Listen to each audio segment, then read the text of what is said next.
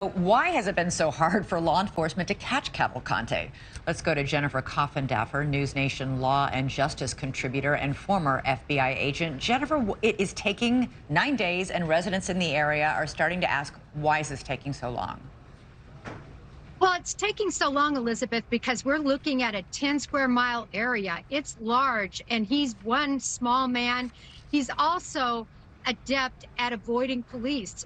Back in Brazil, he was wanted for murder as well, and he escaped into the jungles. So he's used to being uncomfortable, and he has a big threshold for pain and hunger, obviously. Yeah, that detail about him escaping into the jungle in Brazil is fascinating because he obviously knows how to live off the land as well as being uncomfortable, as you put it. Yes, absolutely. He has a high tolerance, I believe, and he's used to being on the run. And you can see that by his ability to avoid being caught, yet to be able to eat, be able to sleep, and otherwise be able to stay alive despite up to 400 officers and agents looking for him.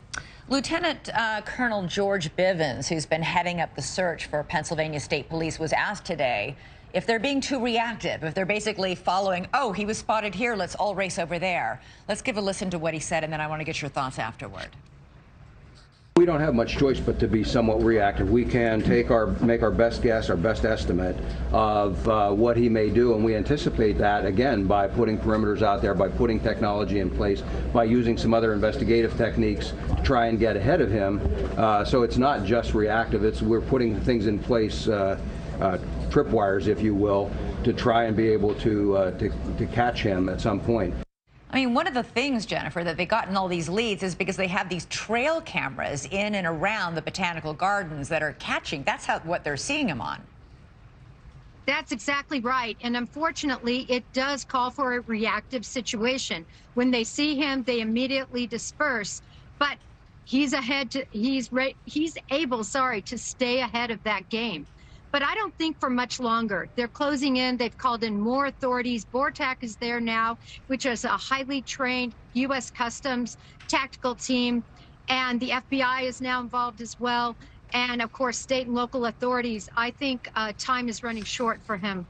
In the meantime, what do you make of this news today that the guard who was manning the watchtower has been fired from his job? He was an 18-year veteran at the prison. No word yet on whether he was fired for dereliction of duty or if he was involved in any way. Well, I find that very interesting that he was fired because that is a very significant action to take. We've seen other prison breaks where individuals were just, as you said, derelict of duty, but they weren't fired. So, right. You know, we don't know. Was he complicit in some way, or was it just such a dereliction when you look at what's happened now? Well, I'm sure we'll get more information on that. But in the meantime, I think all those people in that area are really hoping and praying that they will find this man soon. He is one scary character, very, very dangerous, convicted of killing in this country and in Brazil. Jennifer Conffindaffer, thanks so much for being with us tonight. Really appreciate it. Thanks so much for watching. Go to joinnn.com to find NewsNation on your television provider. And don't forget to click the red subscribe button below to get more of NewsNation's fact-driven, unbiased coverage.